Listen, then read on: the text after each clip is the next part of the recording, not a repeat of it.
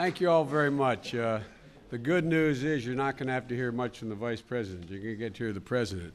But folks, look, one of the things, first of all, I had a great time last night at the dinner. Got a chance to actually have some real conversation with a bunch of you. And, you know, for all the differences that we have politically, I think there's a sense of inevitability about America.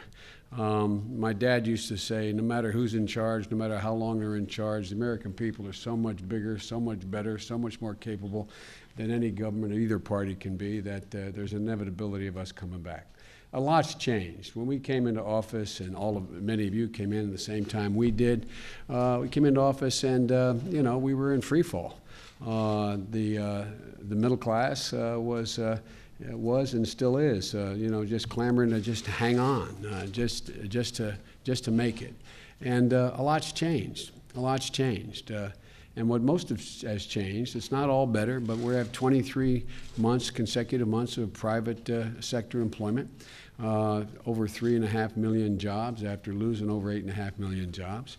We disagree on some of the policy prescriptions, but there's 2 points I want to make to you. One is that a lot of, and I've had a chance to be in a number of your states, Democrat and Republican. I know some states are faring better than others. Some states are doing just fine. Some states are late to this beginning recovery here, and it varies from state to state and based on your economies and based upon what you relied upon in order to generate economic growth in your state. But one thing I think I heard last night from a whole bunch of you, at least a dozen of you, Democrat and Republican, that certain things are coming back. Manufacturing's coming back in the United States of America, for real. And the point I want to make to you is there's a reason for us to disagree on policy, but I don't think there's any reason for us to be doubtful that there's an inevitability to America regaining its strength and leading into the 21st century economically. I'd like to put a couple things in perspective, and Jerry's heard me say that, the governor's heard me say this when we were out in California with Vice President Xi of China. We're in a situation in the United States where our economy is close to 3 times as large as the next nearest economy in the world. We're larger than the next four economies combined. We are better positioned than any nation in the world to dominate economically the first half of the 21st century. We are better positioned, not because of us, not because of who's in office, we're just better positioned. If you just look at the hard numbers, look at the problems each of the countries and regions of the world face relative to ours.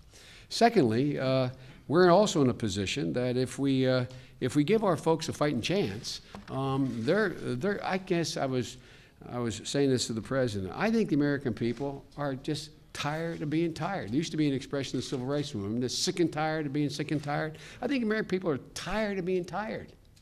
They're tired of being told how bad things are. They're tired of having to deal with what they've had to deal with. They're ready to get up. And they're looking for us, looking for all of us, Democrats and Republicans, to let them know that we think as well, it's time to just get up. Just get up and start to move. And ladies and gentlemen, we're going to disagree on a bunch of things, but one of the things I think we all agree on, we need a better education system in America. We're ranked 16th in the world now. The idea that we're going to be that way, in terms of percent of people we graduate from college, the idea that we can sustain that position and lead the world in the 21st century is not possible. We've made great strides in terms of actually being less reliant on foreign oil than we have any time in the last 16 years. We're in a position, but a long way to go, long way to go. But we ought to figure out the places we can cooperate here. The American people are looking for us to cooperate. And that's what you governors do best. You cooperate with one another, you know you have to get things done. And ladies and gentlemen, I just want to know that in terms of cooperation, we're open for business here. The President's open for business. I'm open for business. We're open for business. If you got a better idea, we'll push that idea. But the bottom line here, folks, is the American people, as I said, they are ready. They are convinced we're able to take back what we lost. They're convinced we're able to lead the world. And I'd like now to introduce the guy to you who's leading our effort and looking forward to working with all of you in an effort to do that, President Barack Obama.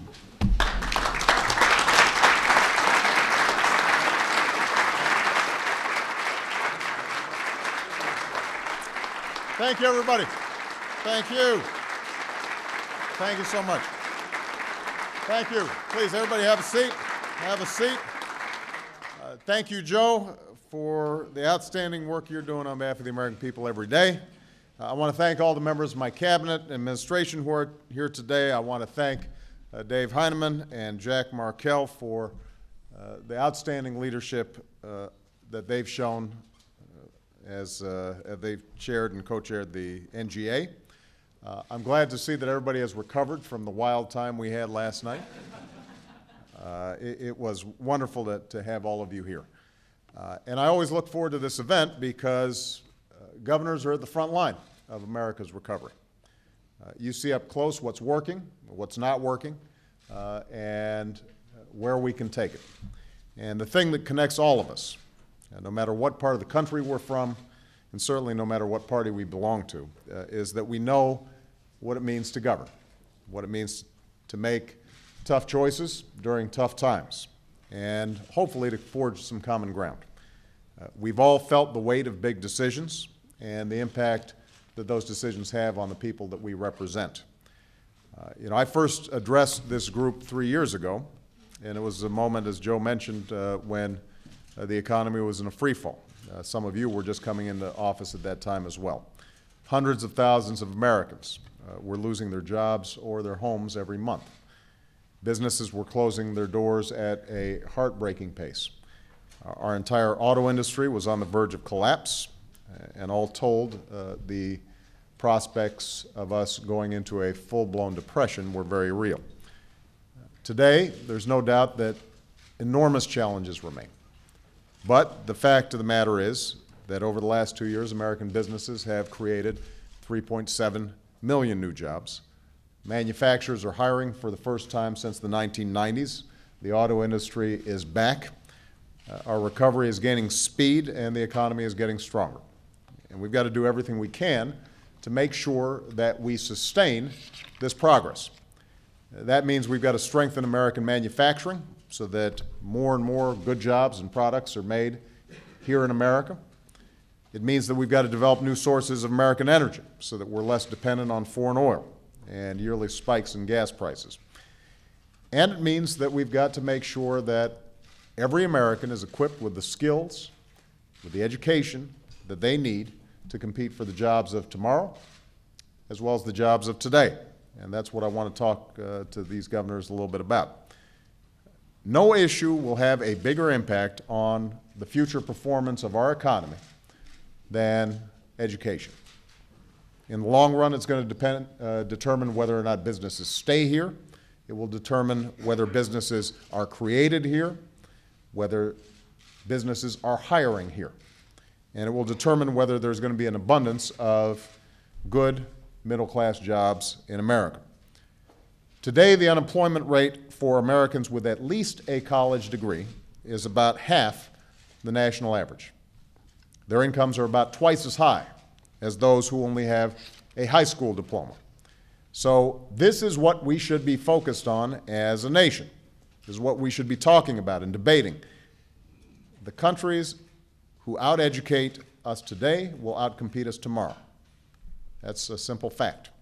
And if we want America to continue to be number one and stay number one, we've got some work to do. Now, in the last 3 years, the good news is we've made some important progress, working together. We've broken through the traditional stalemate between left and right by launching a national competition to improve our schools. And I think Arnie has done an outstanding job of saying we've got to get past the old dogmas, whether it's the dogmas on the liberal side or the conservative side, and figure out what works. We've invested, but we've invested in reform. And for less than 1% of what our nation spends on education each year, almost all of you have agreed to raise standards for teaching and learning. And that's the first time that's happened in a generation. We've also worked with all of you, Democrats and Republicans, to try to fix No Child Left Behind. We said that if you're willing to set higher, more honest standards, then we will give you more flexibility to meet those standards. Earlier this month, I announced the first 11 states to get a waiver from No Child Left Behind, and I hope that we are going to be adding more states soon. I believe education is an issue that is best addressed at the state level. And governors are in the best position to have the biggest impact.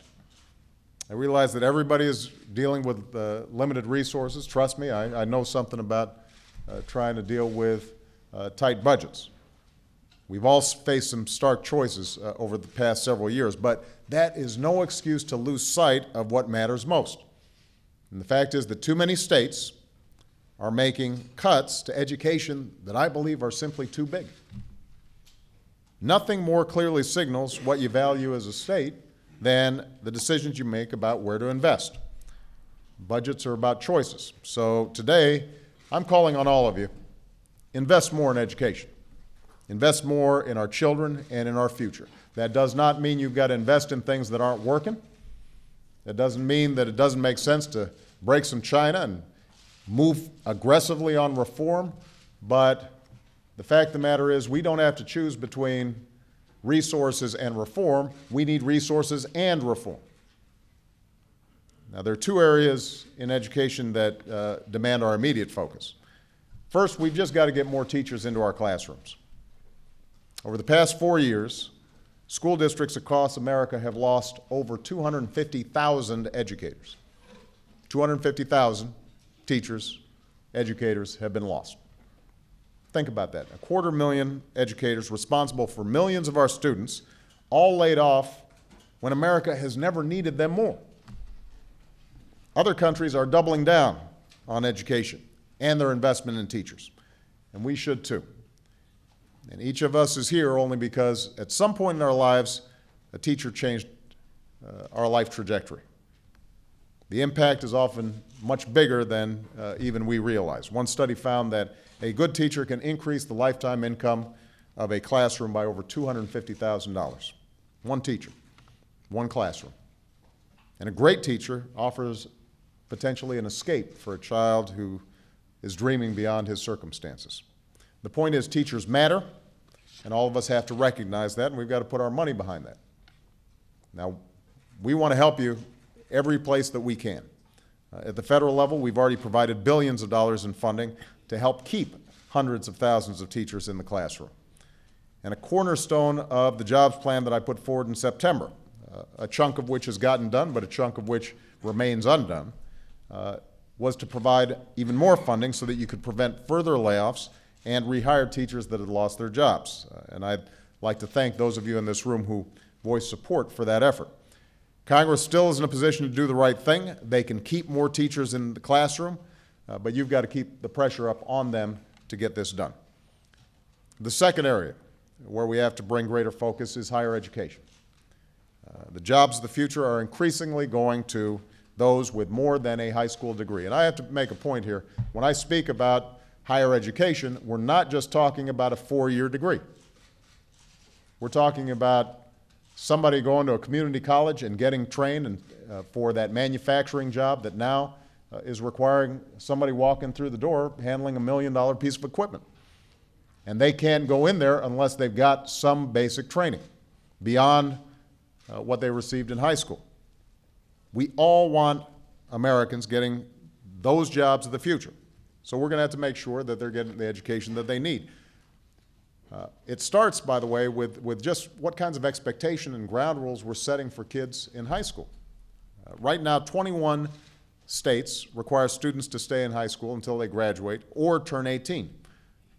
21 states. That means 29 don't. I believe that's the right thing to do, for us to make sure to send a message to our young people. You graduate from high school, at a minimum, and I urge others to follow suit of those 21 states. Now, for students that are ready for college, we've got to make sure that college is affordable. Today, graduates who take out loans leave college owing an average of $25,000, and that's a staggering amount for young people. Americans now owe more in student loan debt than they do in credit card debt. There's so many Americans out there with so much to offer who are saddled with debt before they even start out in life. And the very idea of owing that much money puts college out of reach for far too many families. So this is a major problem that must be fixed. I addressed it at the State of the Union. We have a role to play here. My grandfather got a chance to go to college because Americans and Congress decided that every returning veteran from World War II should be able to afford it. My mother was able to raise 2 kids by herself while still going to college and getting an advanced degree because she was able to get grants and work study while she was in school. Michelle and I are only here today because of scholarships and student loans that gave us a good shot at a great education. And it wasn't easy to pay off these loans, but it sure wasn't as hard as it is for a lot of kids today. So my administration's tried to do our part by making sure that the student loans program puts students before banks, by increasing aid like the Pell Grants for millions of students and their families, and by allowing students to cap their monthly loan payments at 10% of their income, which means that their repayment schedule is manageable. Congress still needs to do its part by, first of all, keeping student interest rates low. Right now, they are scheduled to double at the end of July if Congress does not act, and that would be a real tragedy for an awful lot of families around the country. They also need to extend the tuition tax credit for the middle class, protect Pell Grants, and expand work-study programs. But it's not enough to just focus on student aid. We can't just keep on, at the federal level, subsidizing skyrocketing tuition. If tuition is going up faster than inflation, faster actually than healthcare costs, then no matter how much we subsidize it, sooner or later, we are going to run out of money. So everybody else is going to have to do their part as well. This is not just a matter of the federal government coming up with more and more money. That means colleges and universities are going to have to help to make their tuition more affordable. And I've put them on notice. If they are not taking some concrete steps to prevent tuition from going up, then federal funding from taxpayers is going to go down. We've got to incentivize better practices in terms of keeping costs under control. And all of you have a role to play by making higher education a higher priority in your budgets. Over 2/3 of students attend public colleges and universities, where traditionally tuition has been affordable because of state investments. And that's something that every state takes pride in. That's the crown jewel, in fact, of our economic system, is by far we've got the best network of colleges, universities, and community colleges in the world. But more than 40 states have cut funding for higher education over the past year. And this is just the peak of what has been a long-term trend in reduced state support for higher education. And state budget cuts have been among the largest factor in tuition hikes at public colleges over the past decade. So my administration can do more, Congress can do more, colleges have to do more, but unless all of you also do more, this problem will not get solved. It can be done, though. Jack O'Malley, where's Jack? All right, not Martin. Where's Martin? Sorry, I was. Right. Martin in Maryland is doing some outstanding work on this front. He worked with the legislature to keep tuition down by controlling costs and cutting spending on college campuses, and you're seeing a real impact from the flagship University of Maryland all the way down. And a lot of you are starting to experiment with this as well. We can't allow higher education to be a luxury in this country. It's an economic imperative that every family in America has to be able to afford. And frankly, I don't think any of this should be a partisan issue. All of us should be about giving every American who wants a chance to succeed that chance. So,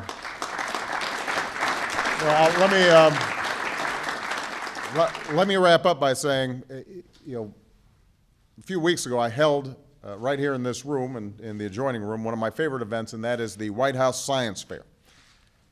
We invited students from a lot of your states, and they showcased projects that covered the full range of scientific discovery. We had a group of kids from Texas, young Latino women who came from the poorest section of Texas and yet were winning rocket competitions. And they were so good because they could only afford one rocket, so they couldn't test them, and they had to get it just right. and their parents ran bake sales just so they could travel to these events. You had a young woman who was from Long Island, had been studying mussels and wanted to be an oceanographer, and had won the Intel Science Award while she was homeless. Her family had lost their home, and she was living out of a car and out of her family's on their family's couch, and yet still was able to stay focused and achieve what was just remarkable. There was a kid, the kid who actually got the most attention was a young man named Joey Hudy of Arizona. That's because Joey let me fire off a extreme marshmallow cannon. We did it right here in this room. We shot it from here, we pumped it up, it almost hit that light. I thought it was a lot of fun. And while the cannon was impressive, Joey left a bigger impression because he had already printed out his own business cards. He was 14 years old. And he was handing them out to everybody, including me. He's on a short list for a cabinet post. Under his name on each card was a simple motto, don't be bored, do something. Don't be bored, do something. Don't be bored, make something. All across this country, there are kids like Joey who are dreaming big and are doing things and making things. And we want them to reach those heights. They're willing to work hard. They are willing to dig deep to achieve. And we've got a responsibility to give them a fair shot. If we do, then I'm absolutely convinced that our future is going to be as bright as all of us want. So this is going to be something that I want to collaborate with all of you on. If you've got ideas about how we can make our education system work better, I want to hear them today, and Arnie Duncan's going to want to hear them for the rest of the time that he's Education Secretary, the rest of the time I'm President. All right. Thank you very much, everybody.